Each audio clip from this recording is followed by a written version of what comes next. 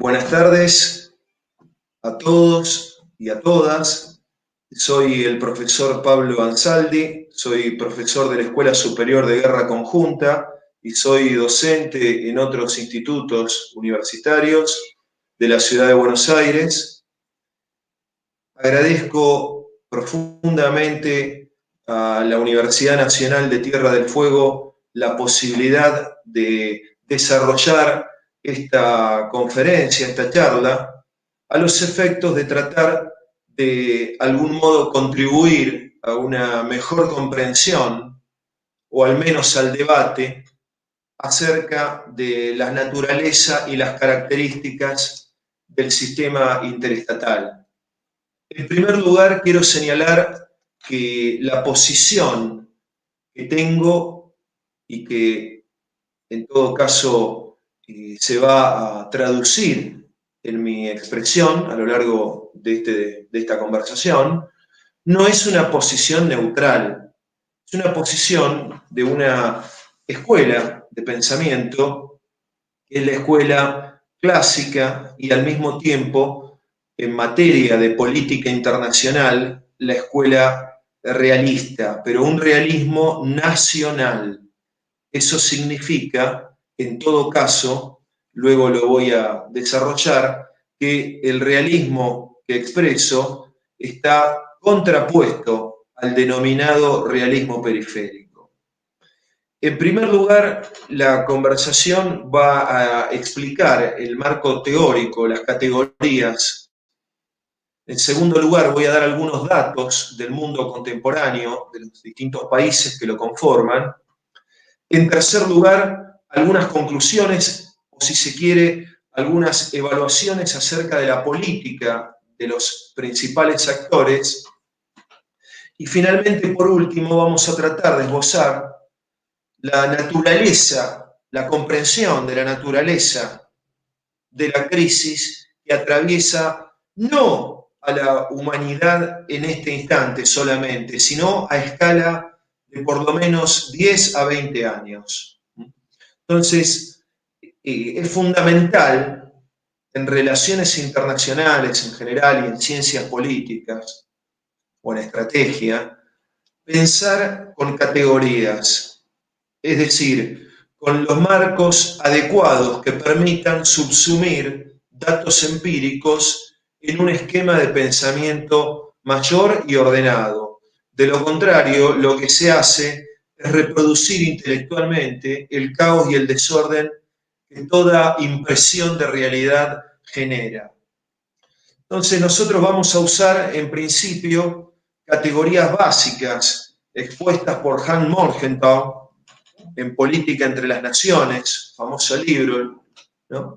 Y algunas otras que estarán quizá salpicadas a lo largo de la conversación y que forman parte de, en cuanto a línea científica, la línea que va de Clausewitz a Raymond Aron, incluyendo también a André Boffré, que es una línea análoga, y en la línea de la historia del pensamiento político y político-militar argentino, la línea Baldrich, Mosconi, Marini, Perón, que a su vez históricamente tiene una proyección en lo que la historiografía considera como la línea nacional, ¿verdad?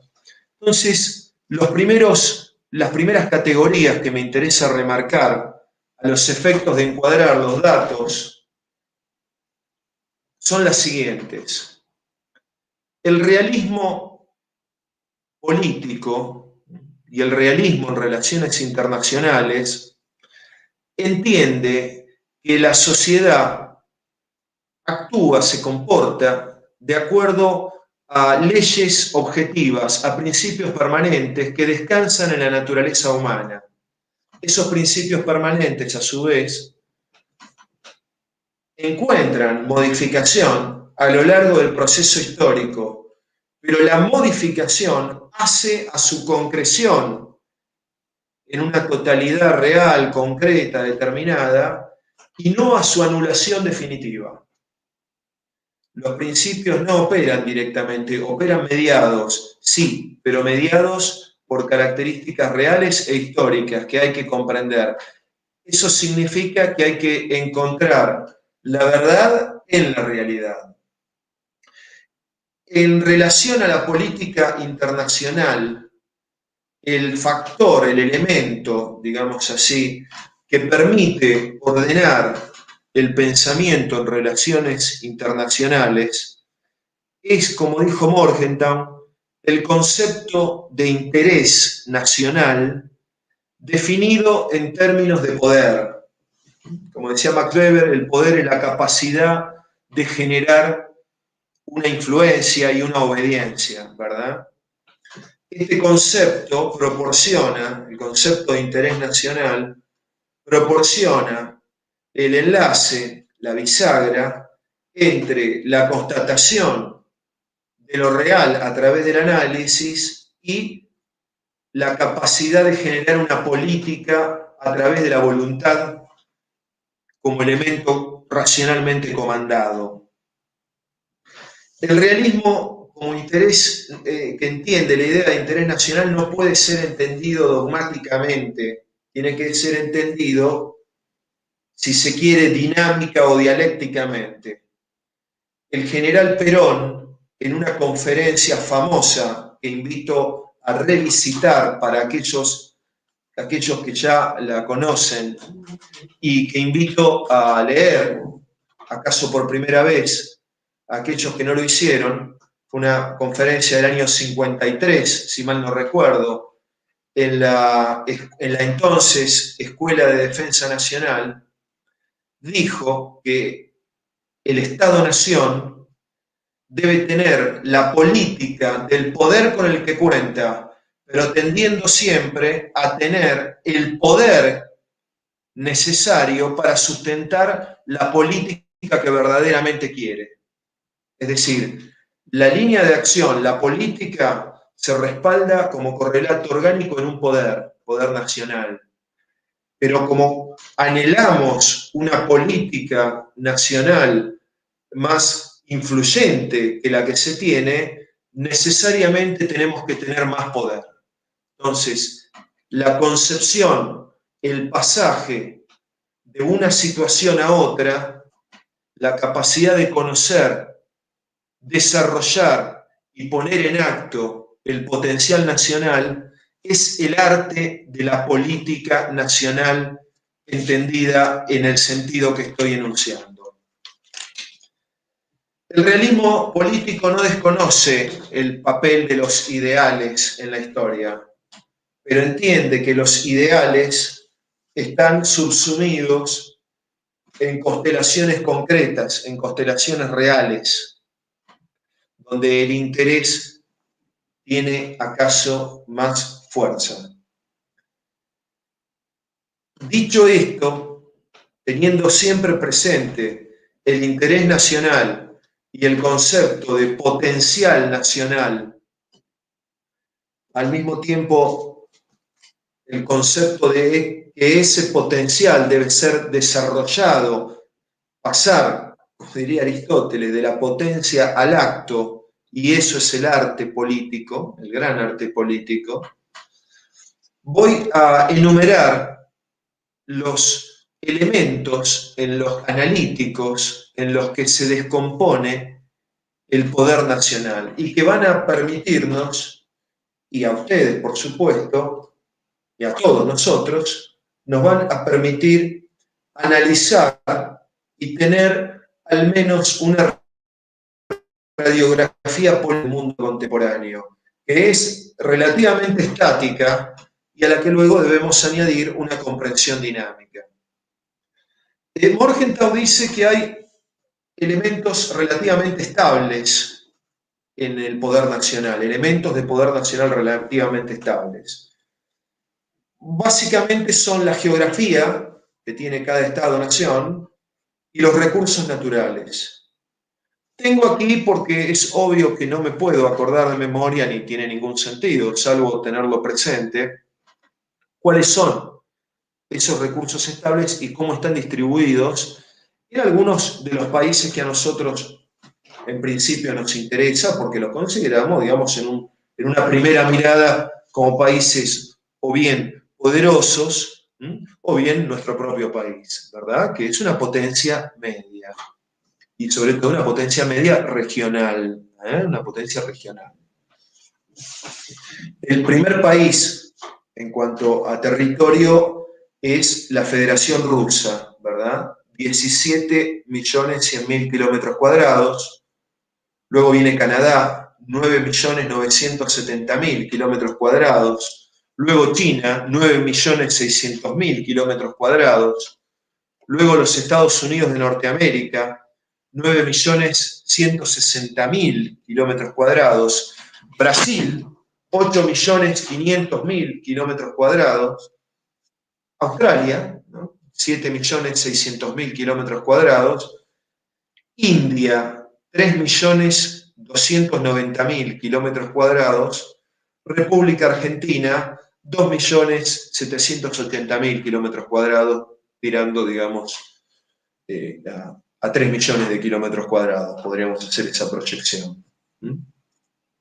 Entonces, mientras Rusia, al tope, tiene el extraordinario recurso que le permite ser no solo el corazón de Eurasia, el Herland de la Tierra, sino también una verdadera atalaya de la política mundial, con 17 millones de kilómetros cuadrados, una extraordinaria geografía en la que se hundieron Napoleón, Hitler, entre otros. La Argentina tiene 2.780.000 kilómetros cuadrados, con proyección a 3 millones de kilómetros cuadrados. Recursos naturales. Producción de gas. No voy a dar números, voy a decir simplemente un ranking ordinal y no numeral. Primer país en producción de gas, los Estados Unidos de Norteamérica. Segundo, Rusia. Tercero, como conjunto, la Unión Europea. Cuarto, la República Islámica de Irán. Quinto, Canadá. Sexto, Qatar. Séptimo, Noruega, producción de gas. Octavo, China. País, vamos a saltar, ¿no? País 18, Bolivia. Argentina está en el país 24, puesto 24 en producción de gas. Brasil está en el puesto 34 en producción de gas. Ahora, potencial nacional gasífero, que es una de las ecuaciones fundamentales del potencial nacional energético. Reserva de gas. Reserva de gas. Rusia en primer lugar. Irán, República Islámica de Irán en segundo lugar. Qatar en tercer lugar. Turkmenistán, cuarto lugar. Los Estados Unidos, quinto lugar en potencial energético gasífero, ¿verdad? Sexto, Arabia Saudita. Séptimo lugar, Emiratos Árabes Unidos. Octavo lugar, República Bolivariana de Venezuela, en reserva de gas, ¿verdad? Noveno lugar, Nigeria. Vamos a saltar algunos países quizá por interés, ¿no? Interés intelectual y sana curiosidad. Irak, 11. Está en el 11 puesto en reserva de gas. La Libia del Gaddafi, que ha sido masacrado por las potencias, puesto 21. La Unión Europea en su conjunto, que fue la que bombardeó y redujo a cenizas, entre otras, a parte de Trípoli, y que dividió a Libia en las distintas tribus. Libia la componen un grupo de 24 grandes tribus, ¿no? Entre la Cirenaica, bueno, etc. La Unión Europea, 23. Libia, 11 en reserva de gas. La Unión Europea está en el lugar 23 en reserva de gas. Brasil está en el lugar 32. México en el 33.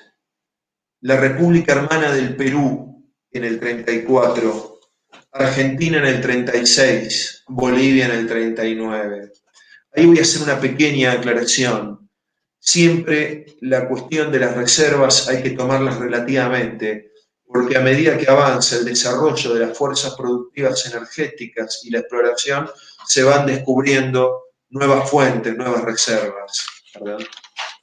Es importante siempre entender que cuando se habla de reservas no se habla de algo estático y ya conocido, sino de algo que puede seguir siendo la punta de un iceberg que tiene más potencialidad de ser explorado y donde aparecen más y más reservas. Entonces, producción de petróleo. Primer país a nivel mundial, sobre todo a partir del fracking, es lo que llevó adelante la política de Trump.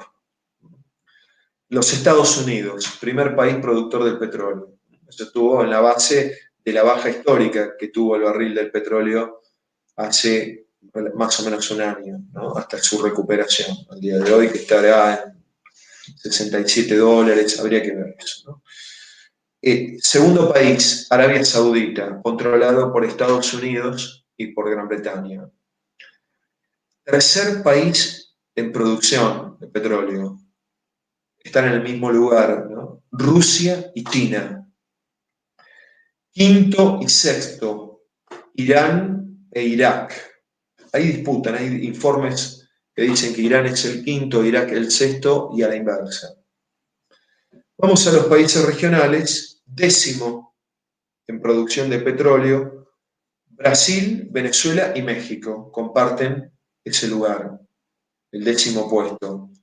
Argentina en producción de petróleo está en el puesto 28. Reserva de petróleo a nivel mundial. Insisto en considerar las reservas dinámicamente, a medida que se explota un recurso. En general, por ahora al menos, suelen aparecer nuevas y nuevas fuentes. Primer país en reserva de petróleo, República Bolivariana de Venezuela. ¿No? Segundo, Arabia Saudita, controlado por Estados Unidos y por la geopolítica británica. Tercero, Canadá. Cuarto, República Islámica de Irán, en reserva de petróleo. Quinto, Irak. El martirizado, como dijo Francisco, Irak. Sexto, Kuwait. Séptimo, Emiratos Árabes Unidos, reserva de petróleo. Octavo, Rusia. Noveno, la martirizada, añado, Libia. La destruida Libia.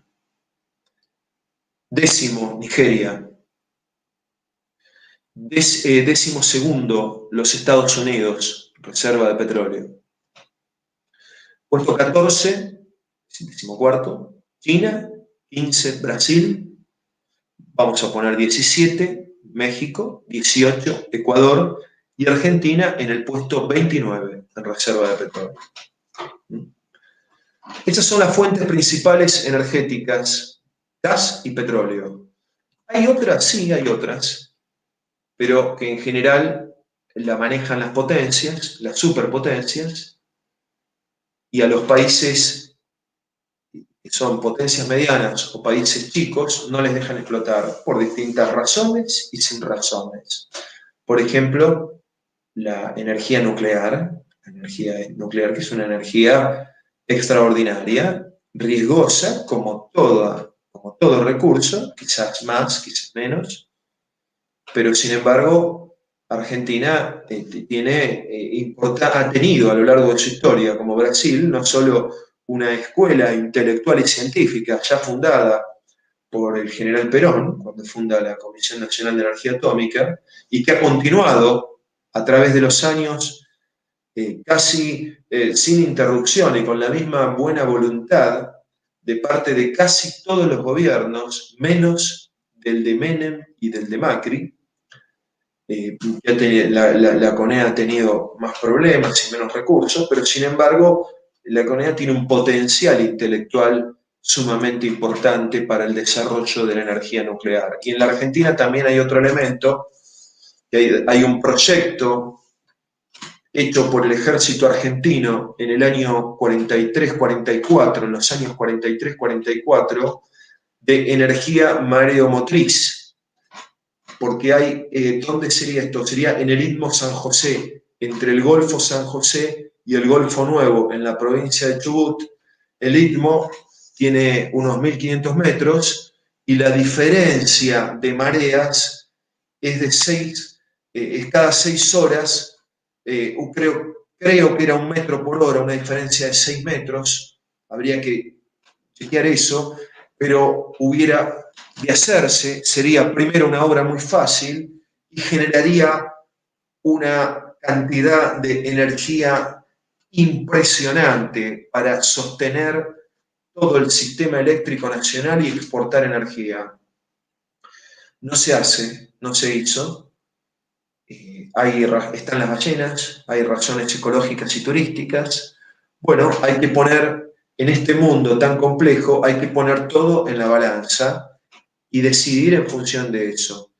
El analista lo que puede hacer es presentar los elementos de análisis.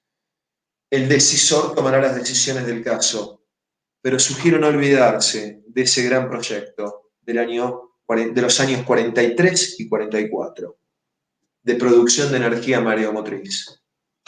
El otro elemento del poder nacional, que ya no es un elemento permanente, sino que es relativamente dinámico, es el Producto Bruto Interno, ¿no? Los Estados Unidos de Norteamérica tienen 20 billones, es decir, serían unas 40 Argentinas en PBI. La Unión Europea, 16 billones.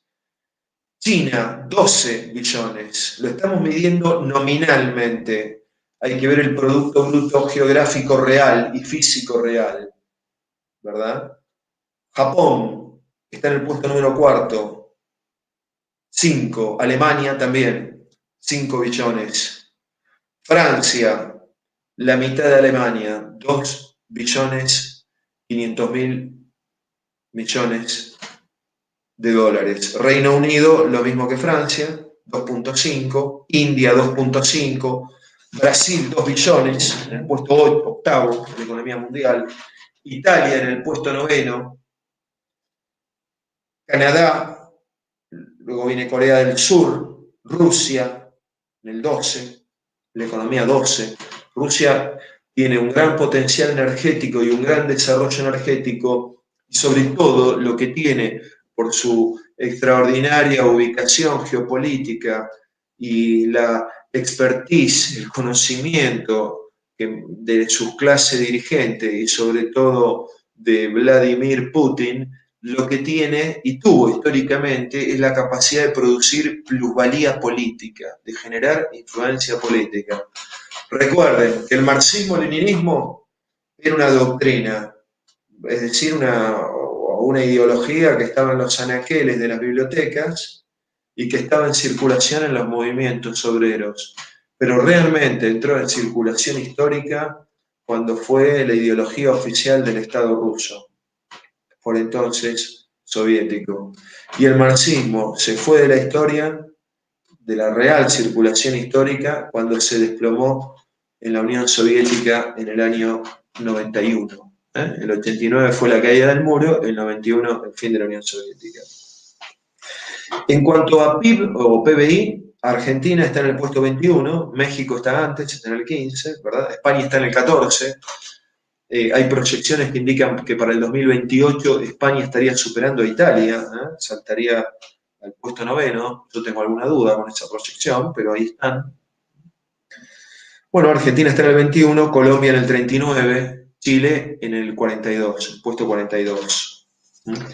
Pero también nos interesa desagregar la producción manufacturera mundial, la industria mundial.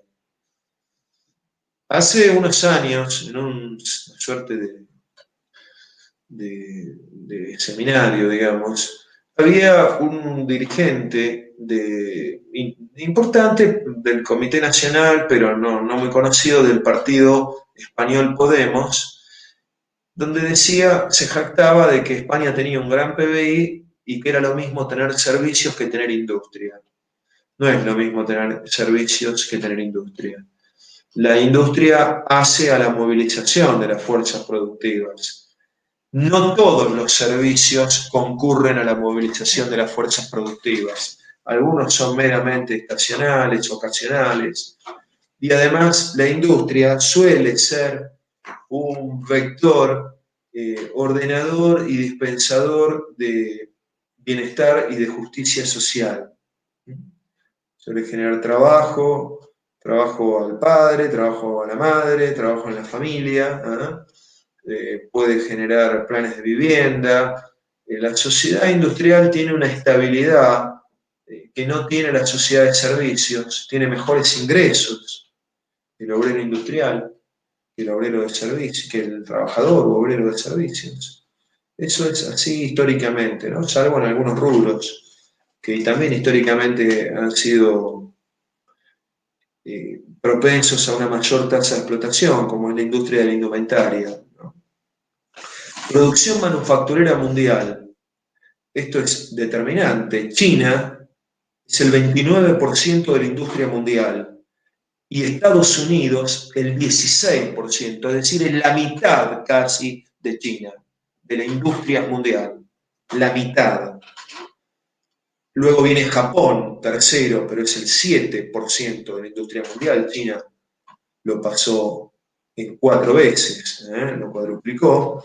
Alemania está en el cuarto lugar, es decir, es el 6%, 5,78, bueno, 6% de la economía mundial, con 800.000 millones de dólares en industria, ¿no? Corea del Sur, notablemente, es el 3%, el 3,30% de la economía mundial, de la economía industrial mundial. Economía industrial mundial, Corea del Sur. Entonces, a nivel industrial, primero China, luego doblada por China, los Estados Unidos, luego cuadruplicados por China, Japón, luego Alemania y luego Corea del Sur. La industria es la que mueve los bienes físicos. Esto es determinante porque algunos, y en general, los datos oficiales de la economía, en PBI confunden muchas cosas. Por ejemplo, ponían y contabilizaban en España en servicios cosas que no agregan valor a la sociedad. Por ejemplo, el consumo de estupefacientes o la prostitución puede movilizar y moviliza mucho dinero, pero no agrega valor a la sociedad, no mejora a una cultura, no hace más lúcido, más inteligente, más, es decir, más rico al elemento central de una sociedad, que es el elemento del alma humana, de la inteligencia humana. Al contrario, y muchas de esas cosas van en el PBI, o digamos una sociedad donde todos tienen una computadora para hacer un jueguito electrónico con la PlayStation o cosas así, eso no agrega valor, eso más bien resta valor. A propósito, quiero señalar que los niños en Japón leen 50 libros por año. No será, por supuesto, la fenomenología del espíritu de Hegel, la metafísica de Aristóteles, ni el Quijote, pero son libros. Algunos serán más grandes y más complejos, otros menores, pero leen 50 libros por año. Quisiera saber cuántos libros leen los niños en Argentina. Me parece que leen menos. Y no confundir tener acceso a la cuestión digital, a la tecnología digital y a las nuevas tecnologías, no confundir eso con fuerzas productivas, con el concepto de la economía política clásica, que incluso Carlos Marx lo sostuvo, que es el de fuerzas productivas. Nunca hay que confundir eso. La principal fuerza productiva es la clase trabajadora.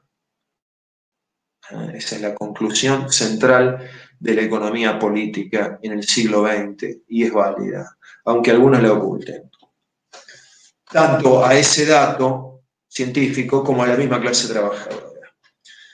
Otro vector, otro elemento del poder nacional que nos va a permitir avanzar en el análisis de la situación interestatal es la población, la cantidad de habitantes.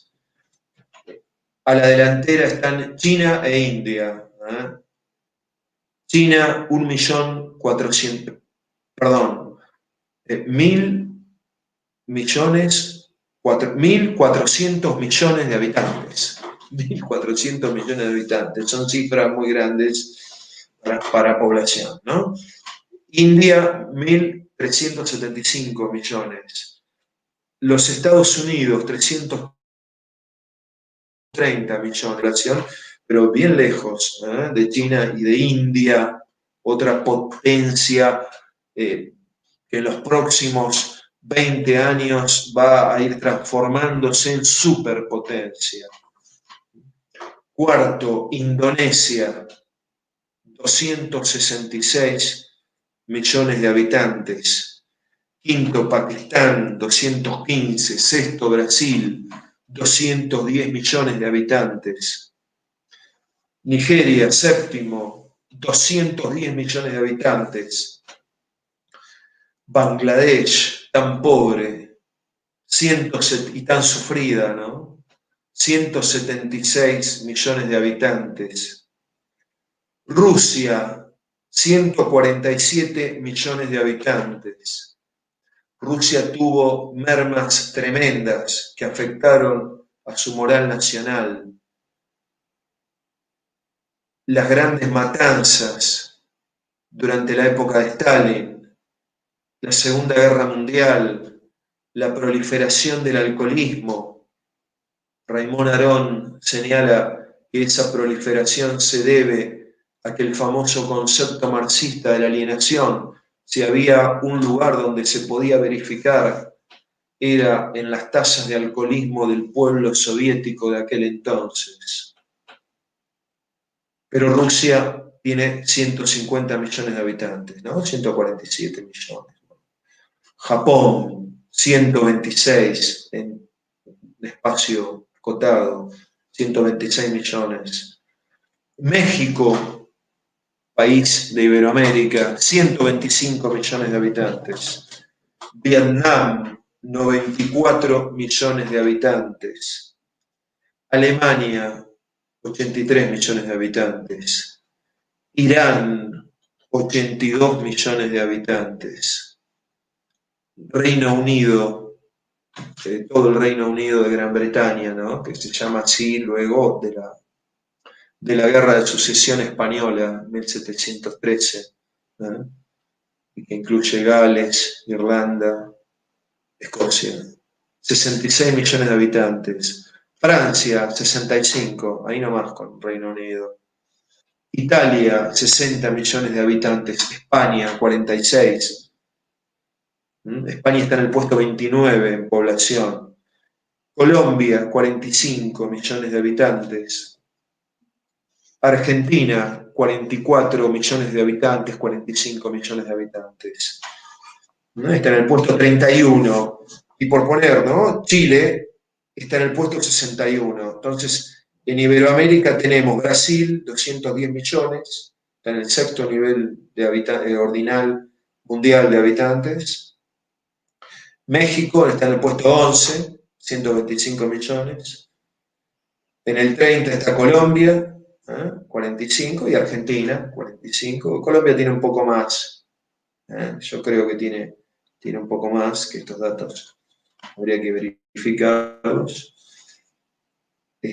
Aunque son datos sacados, por supuesto, de páginas oficiales, ¿no? Y Chile tiene 19 millones de habitantes, ¿no?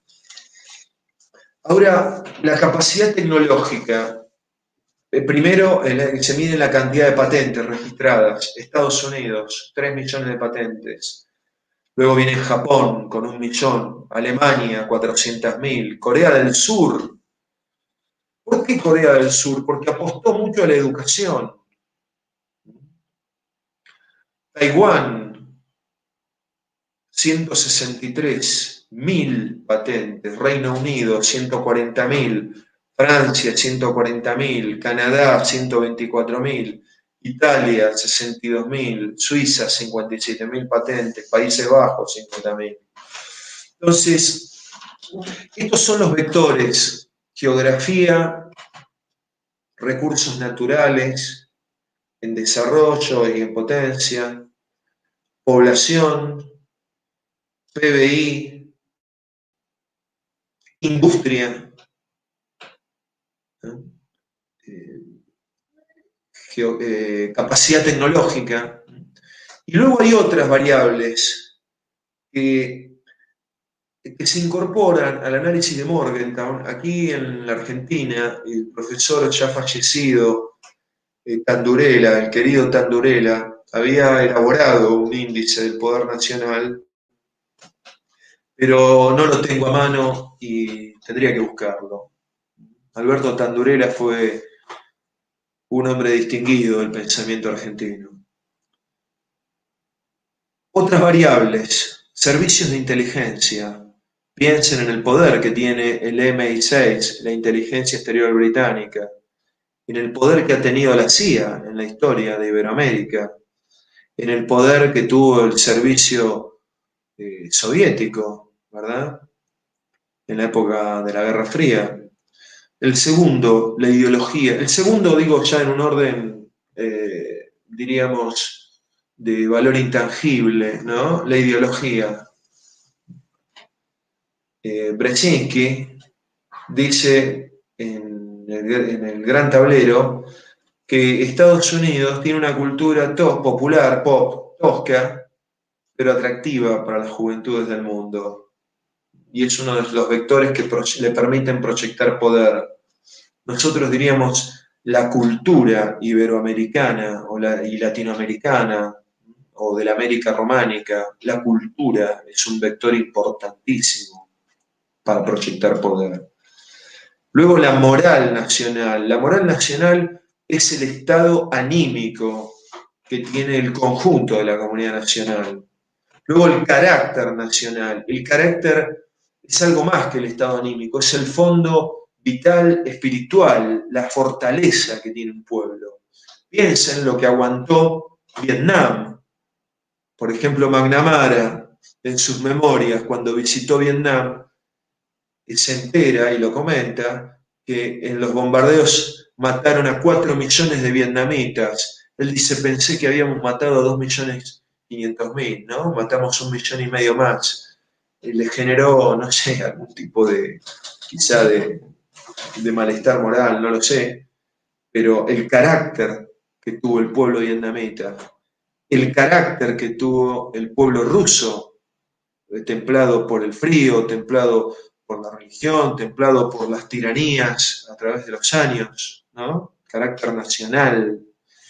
Y piensen el carácter nacional de Estados Unidos, que a partir de la guerra de Vietnam, que fue la guerra más fotografiada de la historia, digamos, y más filmada, y no se muestran imágenes de la guerra, porque rápidamente cualquier guerra que hace y demás le afecta a su carácter, ¿no? En general, por supuesto, las guerras se hacen fuera del territorio de Estados Unidos. Los únicos ataques que tuvo fueron los de las Twin Towers, de las Torres Gemelas y el Pentágono. Habría que ver Oklahoma, ¿no? Oklahoma fue antes, no recuerdo, 95, por ahí, en fin. Y finalmente, el elemento importantísimo del poder nacional, un elemento que no se escapaba a Mosca ni a Pareto, a Gaetano Mosca y a Pareto, pero que también está en Morgenthau, también está en Pedro Baños, que es un geopolítico español, digamos, que vende muchos libros, increíblemente, coronel español, que es la calidad de la dirigencia. La calidad de la dirigencia es un también intangible, se mide en función de la comprensión que tiene de los vectores del poder nacional y de la capacidad para detectarlos, prodigarlos y desarrollarlos inteligentemente, no torpemente, ¿verdad? Entonces, El otro elemento del poder nacional, y con eso ya remato la cuestión de las superpotencias, es el presupuesto asignado a las Fuerzas Armadas. Voy a dejar el tema del volumen de las Fuerzas Armadas, pero los presupuestos son similares, ¿no? El primer presupuesto militar, los Estados Unidos, 610 mil millones de dólares por año a las Fuerzas Armadas. Las Fuerzas Armadas son esencialmente el instrumento de defensa y de proyección de poder duro del Estado. República Popular China, 230 mil millones de dólares por año a las Fuerzas Armadas, segundo lugar. Tercer puesto, Arabia Saudita, ya baja a 70 mil millones de dólares. Rusia, 63 mil millones de dólares. Estados Unidos, 10 veces más presupuesto militar que Rusia. India, 63 mil millones de dólares, tendiendo a 64. Francia, 58 mil, está en el sexto lugar. Reino Unido en el séptimo lugar, 47 mil millones por año en presupuesto. Reino Unido, como todos sabemos, ha ocupado colonialmente a parte del territorio argentino, a las Islas Malvinas, ¿no? Asigna a sus Fuerzas Armadas, en función de una economía también mucho más grande, pero asigna 47 mil millones de dólares por año. Argentina asigna 2.300 millones de dólares por año. Perdón, 2.000 millones por año. Chile, 2.300 millones por año, más o menos como Argentina, con la diferencia es un país con menos población y menos economía, ¿no? Luego vienen en el octavo lugar de presupuesto Japón, Alemania, Corea del Sur, no voy a dar los números, Brasil está en el puesto 11, ¿no? Asigna a sus Fuerzas Armadas 30 mil millones de dólares por año. Italia lo mismo, 30 mil millones de dólares por año. Luego viene Australia, Canadá y la estratégica y geoestratégica, o estratégica desde el punto de vista geopolítico, diríamos, Turquía, una de las puertas de Europa y Asia. Entonces, bueno, ahí tenemos asignados los presupuestos. Ahora, el poder militar con dinero es una condición necesaria, pero no suficiente. Es central la calidad de la dirigencia. Por eso Estados Unidos perdió la guerra de Vietnam, un país pobrísimo. Si uno busca en la bibliografía de la época, hay una traducción de un libro de Tran Ductao, una traducción que hizo Raúl Ciarreta, donde habla del pueblo vietnamés. Es decir, era difícil interpretar quién era Vietnam, ¿no? Vietnamés, se le decía en los 60, después quedó vietnamita. Claro, aplicó una estrategia, ¿no? Con estrategia pudo sobrepasar la capacidad de combate de toda una descarga tecnológica. Pues Morland, uno de los jefes de la fuerza estadounidense en Vietnam, dijo: a mí me mandaron a la guerra, no me avisaron que tenía que pelear contra Napoleón. ¿Quién era Napoleón? El general Fonio Chengiap. Le había ganado a Japón durante la Segunda Guerra Mundial. Le había ganado a Francia, la hizo trizas en la batalla de Dien Bien Phu. Y luego a Estados Unidos, a través de una guerra de guerrillas impresionante, que atravesó un verdadero apocalipsis de bombardeos, de crímenes de guerra, bueno, incontables. Y luego, por supuesto, se produce la anexión, pero él la planificó, pero el día que Vietnam del Norte anexó a Vietnam del Sur, él se tiró a una playa a descansar. Y luego a China, que es una guerra que tratan de ocultar. Fue la última campaña de Liu Shanxiap en el año 78, cuando China invadió a Vietnam. Y fue a dar, claro, Vietnam había invadido Camboya por el problema de Pol Pot y el Camp Rouge, sostenido por los chinos, ¿no? Y Vietnam sostenido por la Unión Soviética. En aquel entonces se prolongaba lo que se llamó el cisma sino o chino-soviético. China en el año 78 fue a darle una lección a Vietnam, pero terminó China recibiendo la lección, como dijo Henry Kissinger. Esto significa que el desarrollo del estudio estratégico y del estratégico político, de la capacidad de movilizar el carácter y la moral nacional, es central en una guerra. Y Estados Unidos también perdió la guerra de Afganistán, porque fue a plantear una guerra de aniquilamiento al Talibán y terminó negociando su retirada. ¿Con quién? Terminó negociando con los talibanes. Y también perdió la guerra de Irak, porque se propuso construir un modelo democrático a la occidental, vamos a decir así, y terminó construyendo una república más bien amiga de Irán. ¿Por qué? Porque es mayoría chiita Irak, y no suní o sunita, chií o chiita, ¿no? Como se dice ahora. Por lo tanto, de algún modo Estados Unidos le hizo un gran favor al movimiento islámico chií. ¿Eso qué significa? Significa una torpeza desde el punto de vista político tremenda, ¿no? Una torpeza tremenda, con todas sus grandes universidades asociadas al poder a partir de la presidencia Kennedy, ¿no? Harvard entra en la Casa Blanca con Kennedy. Sin embargo, no pudieron prever este tipo de cosas. Que si la gente, si sacaban a Saddam Hussein, estaban sacando al que contrapesaba la capacidad de expansión de la revolución islámica iraní, sí, ¿verdad? Entonces, bueno, en función de estos datos, les voy a hacer un resumen de apreciación del poder. Los principales países del mundo, claramente, las superpotencias, son Estados Unidos, China y Rusia, en función de todos estos datos. ¿Cuál fue la política de Trump? Bueno, Trump buscó la guerra comercial, buscó el proteccionismo, aplicó una serie de medidas proteccionistas a los efectos de recuperar el poder industrial de los Estados Unidos.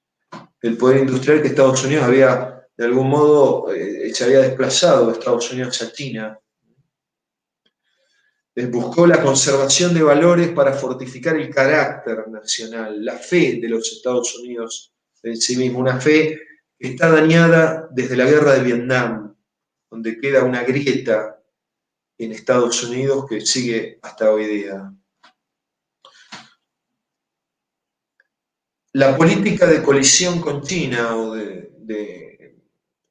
tuvo varios de enfrentamientos, de disputa hacia China, generó la renuncia de los Estados Unidos al Acuerdo Transpacífico, continuador y profundizador del ALCA, el acuerdo de toda la cuenca del Pacífico, el océano político, como lo denominó Karl Haupthofer, ¿verdad?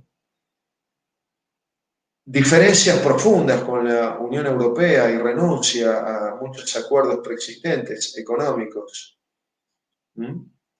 Y también un descuido muy importante que va de suyo con esto, de la ASEAN, de la Asociación de Países del Sudeste Asiático.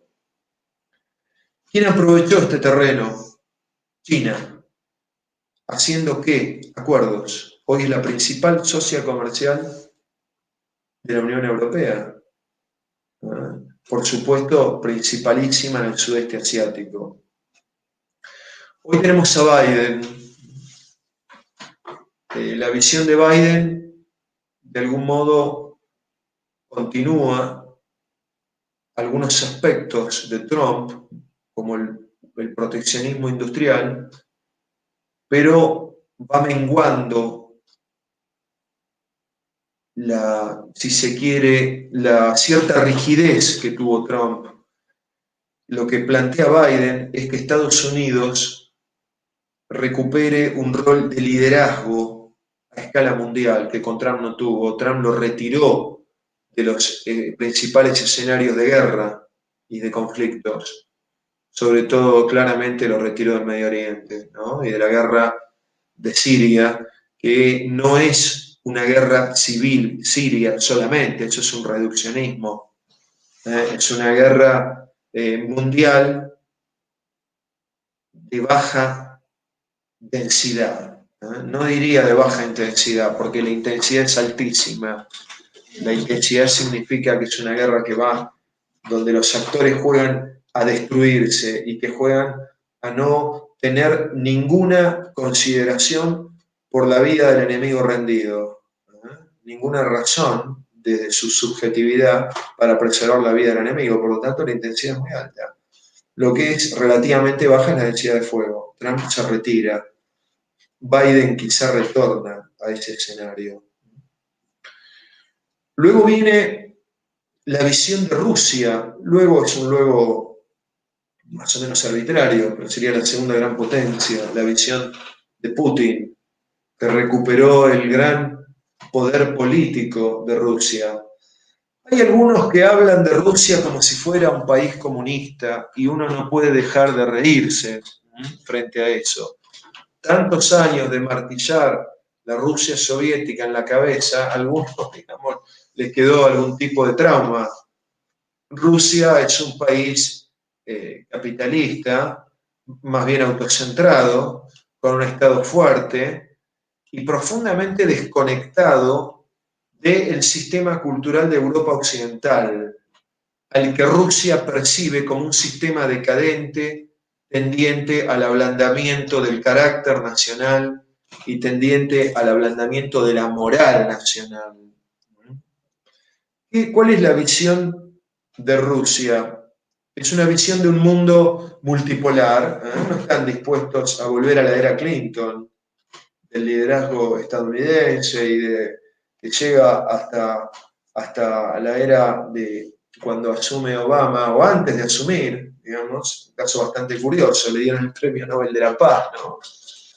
Por supuesto que el Premio Nobel de la Paz de Kissinger es discutible, pero Kissinger finalmente cerró los acuerdos de paz con Vietnam e hizo la diplomacia triangular con Rusia, la Unión Soviética en aquel entonces, Rusia en la realidad profunda, y con China.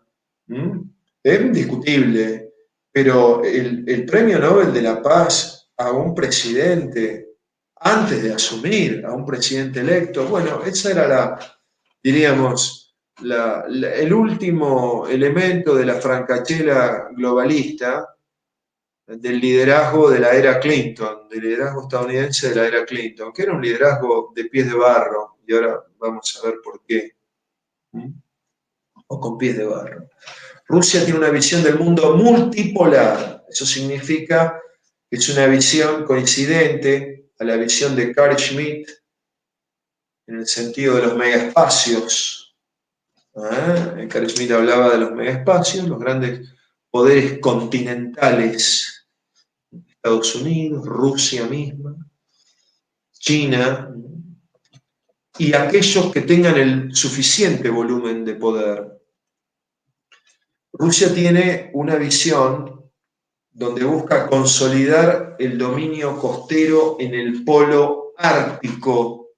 Lo digo desde Ushuaia, que es el centro geopolítico de la Argentina, como ayer señaló el coronel mayor Gabriel Camilli, considerando como el extremo sur, efectivamente, al polo, ¿no? Al grado cero en el polo sur, ¿verdad? Rusia busca el retorno al Índico. ¿Para qué? Al Océano Índico. Para de algún modo neutralizar a Estados Unidos. Y por supuesto, un acuerdo energético Rusia-Irán. Un gasoducto tripartito con Azerbaiyán. Todos esos son proyectos que ya están en marcha, en plena concreción. Un gasoducto Pakistán-India, es una construcción pensada a 20 años, planificada. Busca acercarse a Irán y tranquilizarlo. ¿Qué significa esta palabra, tranquilizarlo? Significa que Irán no pase a mayores con su retórica anti-israelí.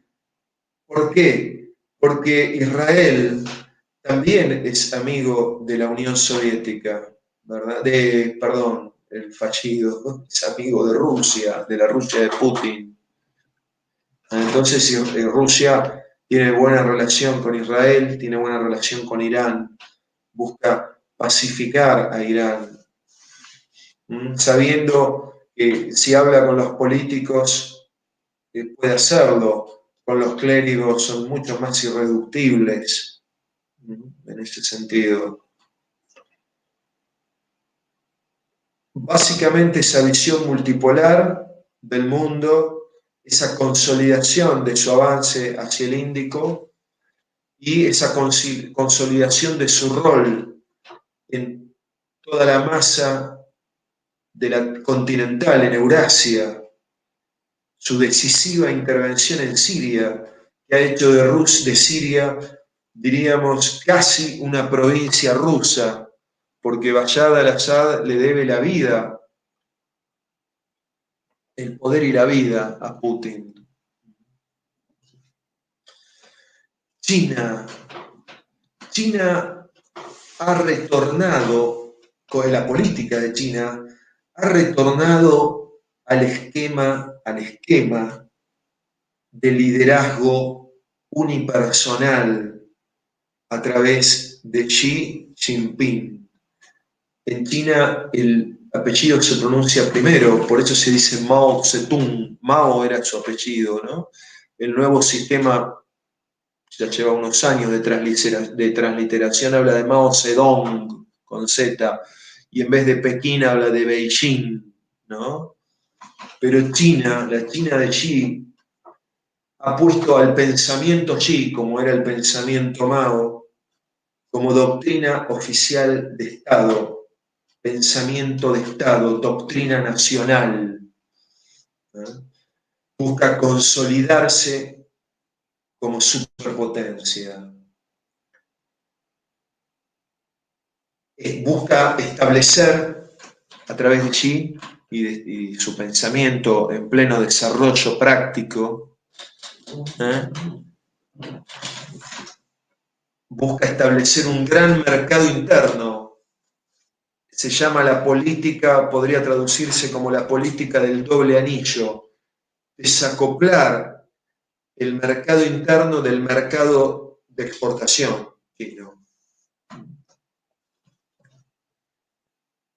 Y ha logrado, al menos en los parámetros chinos, que son parámetros muy similares a los de PNV,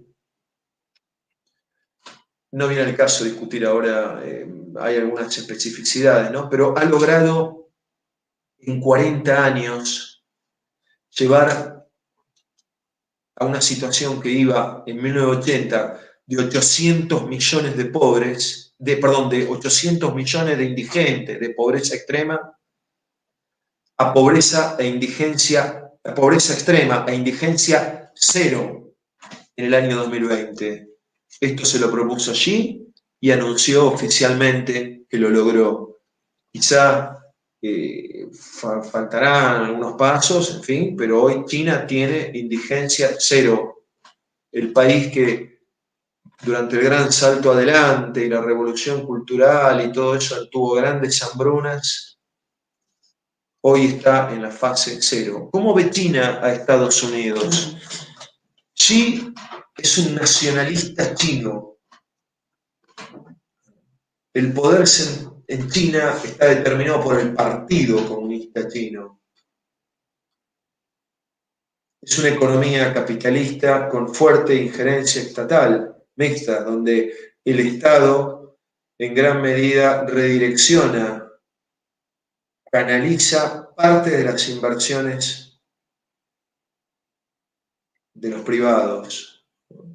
Por supuesto que los chinos han copiado brillantemente la tecnología, no figuran en los rankings oficiales en general, figuran algunos, porque lo que han hecho es una gigantesca copia, y vayan a reclamarle a los chinos. Grandes obras de infraestructura desarrollan los chinos, eso hay que señalarlo, es el principal país productor de obras de infraestructura. Está desarrollando las dos rutas denominadas rutas de la seda, donde busca controlar el comercio de la isla mundial, el comercio de Eurasia, con proyección a Iberoamérica. Acuérdense que el canal de Panamá lo hace Estados Unidos arrebatándole Panamá a Colombia a fines del siglo XIX, principios del XX, y China tenía planificado, y lo tiene planificado, el canal de Nicaragua, ¿no? Claro que en Nicaragua tuvo una inestabilidad política muy grande el régimen de Daniel Ortega, ¿eh? Y eso lo puso en un cierto freezer, ¿no? El tema del canal, ¿no? ¿Cómo ve Xi Jinping a los Estados Unidos? Tomando cifras oficiales, ellos estiman, chinos, que en el año 2028 China va a tener el mismo PBI o PIB nominal que tiene Estados Unidos. ¿No? El mismo, ya en el 2028, 2029, estaría sobrepasando a los Estados Unidos. Algunos que analizan el potencial geográfico, como es la escuela de Lyndon LaRouche, dice que China ya lo pasó. Yo no podría garantizarlo, pero sí vimos que lo dobló en materia de producción industrial. Y ven el declive de Estados Unidos, ¿no? La visión de Mao, el declive del imperialismo norteamericano que le llamaba Mao, que era el tigre de papel, y ven el ascenso necesario e imparable de un país orientado hacia ese objetivo. Y al mismo tiempo cuestionan que los Estados Unidos están ejerciendo un dominio monetario con el dólar como gran divisa, que es una tiranía económica mundial para la cual ya no tienen poder para validarlo, porque interpretan que hay una gran burbuja que va a estallar. Entonces Estados Unidos ya no tiene ese poder para que el dólar sea la única moneda.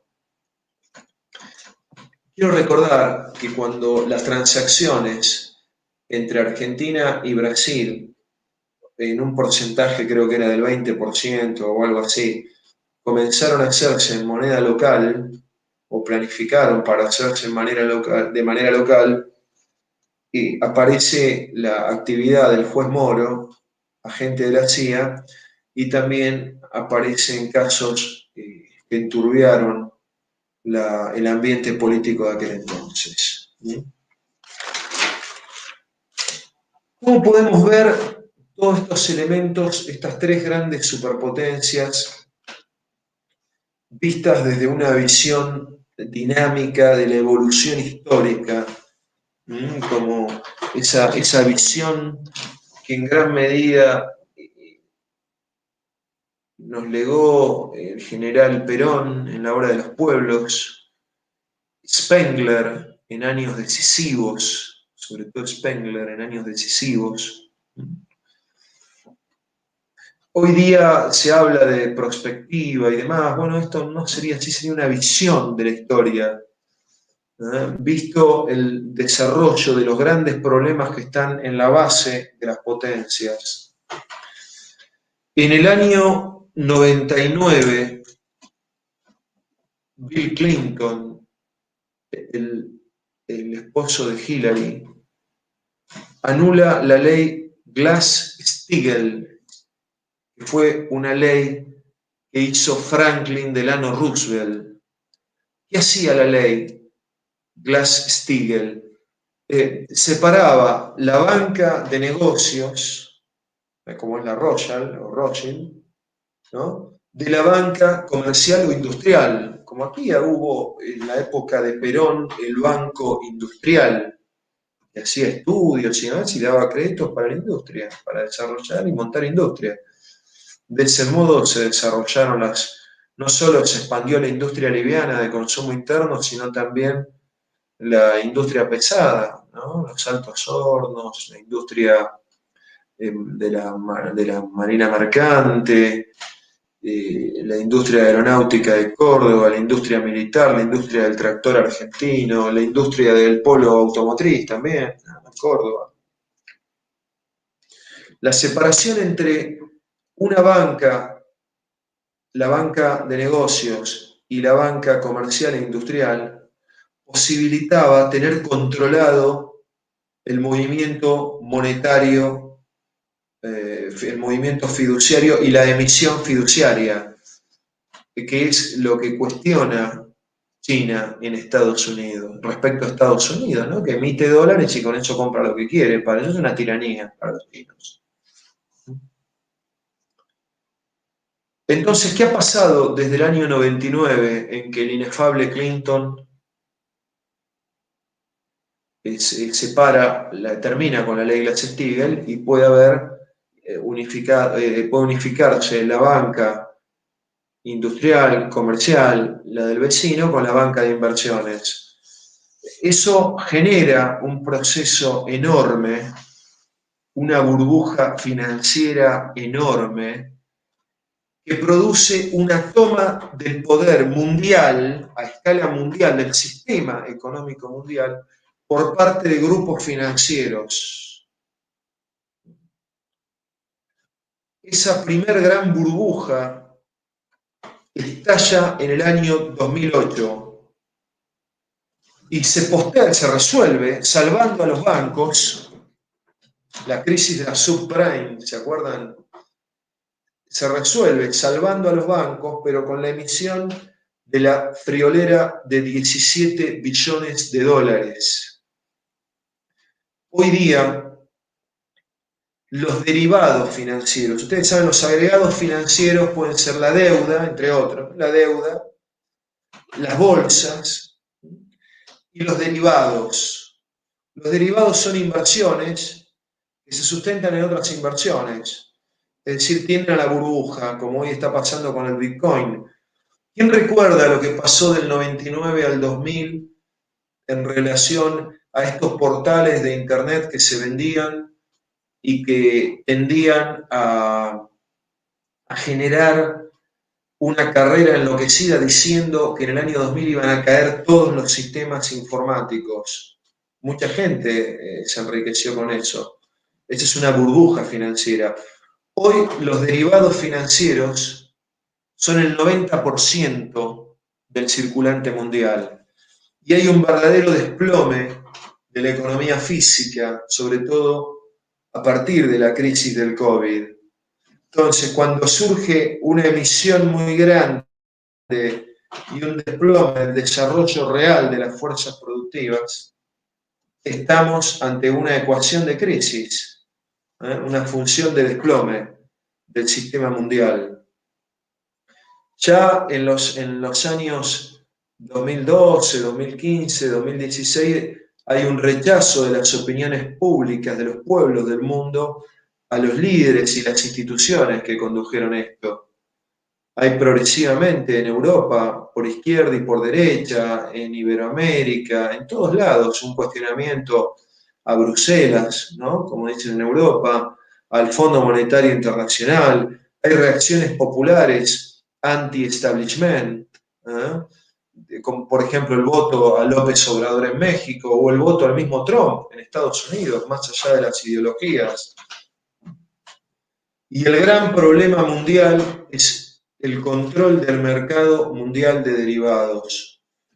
Hoy las potencias, y sobre todo los chinos, entienden que estamos en una función crítica, donde hay una masa enorme de derivados financieros y una caída de las fuerzas productivas. Y desde el año 2008 en adelante, y lo mismo ocurrió en la Argentina, se cortó lo que se denominó los sociólogos denominaron revolución de las expectativas crecientes. Esto es la idea de que con el trabajo, el estudio, se puede progresar y se pueden formar nuevas clases medias estables a partir del trabajo.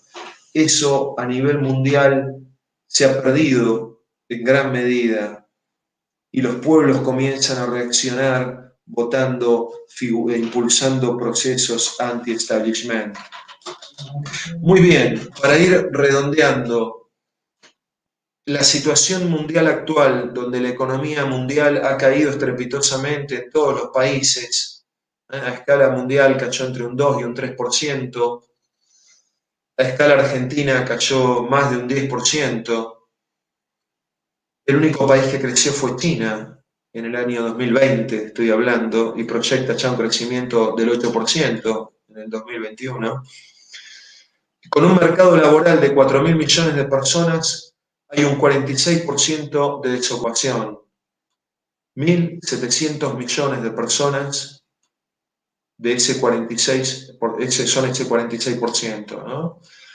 1.500 millones de personas no tienen ningún subsidio social, ninguna perspectiva, están librados a la buena de Dios. 200 millones de personas están subsidiadas. Bueno, subsidio de todo tipo para que más o menos puedan comer, alimentarse y demás. 650 millones de personas de un total de 4.000 millones tienen empleo informal, que incluye cosas, insisto, que no son productivas, que no mejoran ni material ni espiritualmente a la sociedad. No todo, no toda informalidad es así, pero algunas sí es así. Y 1.300 millones de personas tienen empleo formal. En esto aparece la pandemia. La pandemia manifiesta y desnuda esta caída de la producción física en relación a los activos financieros. Las grandes pandemias de la historia ocurrieron, como la peste negra, en una situación similar, donde en aquel entonces las burbujas financieras estaban en las ciudades como Venecia, luego se trasladaron a los países nórdicos y demás. Surgen pandemias y no hay sistemas productivos que sustenten sistemas sanitarios capaces de contenerlas rápidamente. La pandemia no es neutral desde el punto de vista económico ni desde el punto de vista social. Voy a decir, para ir redondeando, algunos datos y algunas conclusiones. China, de 1980 a 2020, construyó 35.000 kilómetros de trenes de alta velocidad. La República Argentina, en el siglo XIX, también construyó un sistema ferroviario más o menos similar, no de alta velocidad, por supuesto no existía en aquel entonces, que fue desmantelado en los años 90, de 30 o 35.000 kilómetros de vía férrea. Habremos pasado, habría que verificar los números porque no los tengo aquí, pero habremos pasado unos 10.000 o 6.000, ¿no? Yo creo que unos 10.000 kilómetros de vías férreas, con suerte. No hay que ser rico para tener grandes obras de infraestructura, hay que tener grandes infraestructuras para ser un país rico. No hay que ser rico para poder invertir en educación, para poder invertir en cultura, para poder invertir en ciencia y técnica. Hay que empezar invirtiendo en educación, en desarrollo cultural, en ciencia y técnica para poder ser rico. Con esto quiero hacer las últimas conclusiones. En este mundo que tiende a la tripolaridad manifiesta, que tiende a que China emparde nítidamente a los Estados Unidos.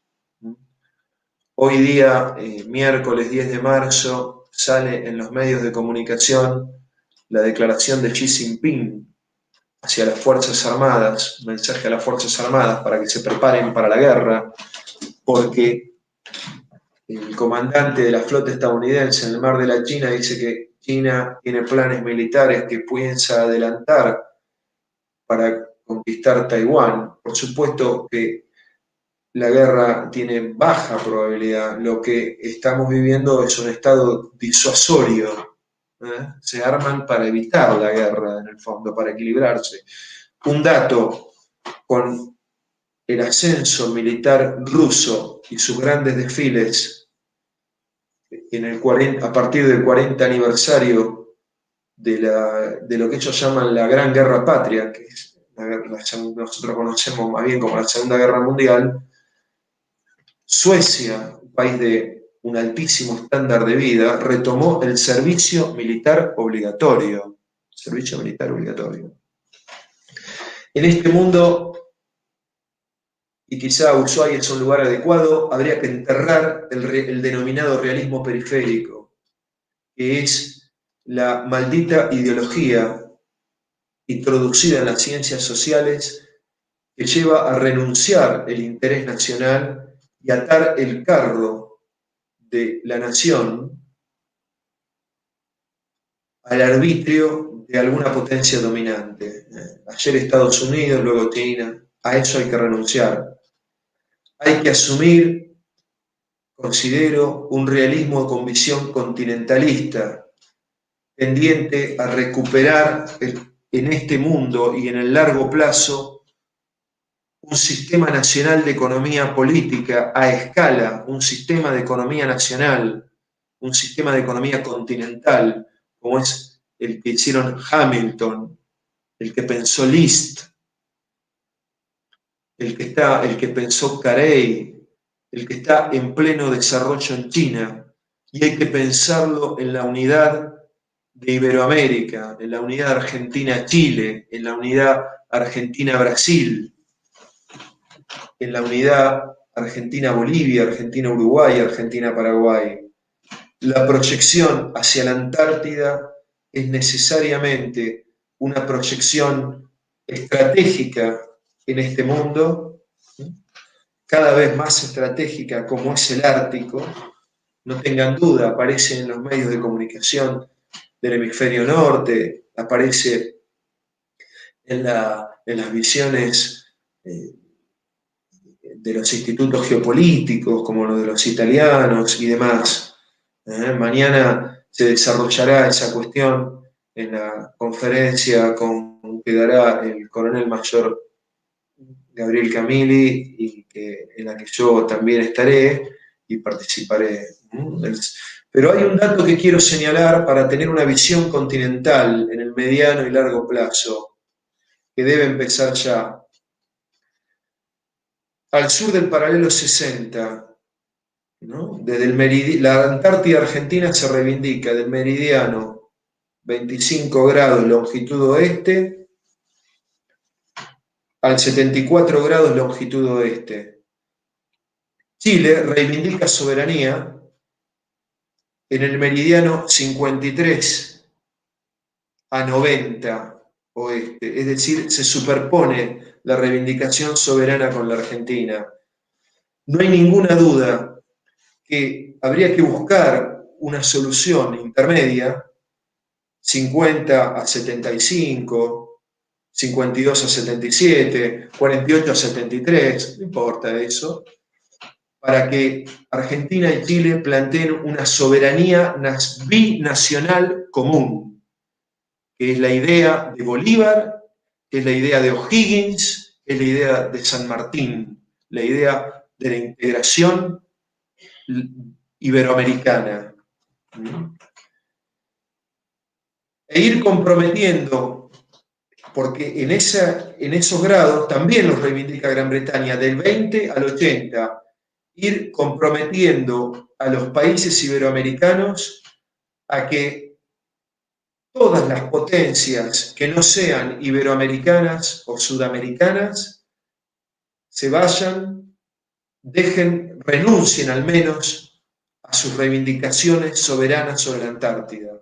La Antártida para Sudamérica, la Antártida en la soberanía discutida amablemente, digamos, entre Chile y Argentina, que sea común, para Chile y Argentina unidos, como una única experiencia binacional, ya nacional. Y las potencias y superpotencias, bueno, harán sus tareas científicas, pero deberán renunciar a la soberanía. Eso debería ser doctrina. Antártida, en la parte disputada entre Argentina y Chile, común, binacional, de Argentina y de Chile. Quizá quede algún resto exclusivamente para Argentina y otro resto exclusivamente para Chile.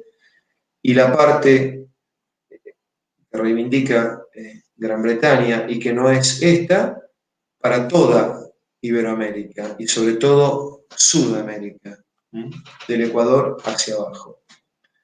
Y las potencias extracontinentales sin reivindicación de soberanía. Eso sería, el Tratado Antártico vence en 20 años, pero habría que pensar en esas iniciativas. Bueno, sin más, agradezco profundamente a la Universidad Nacional de Tierra del Fuego la invitación y les agradezco a ustedes y les envío un afectuoso saludo. Gracias.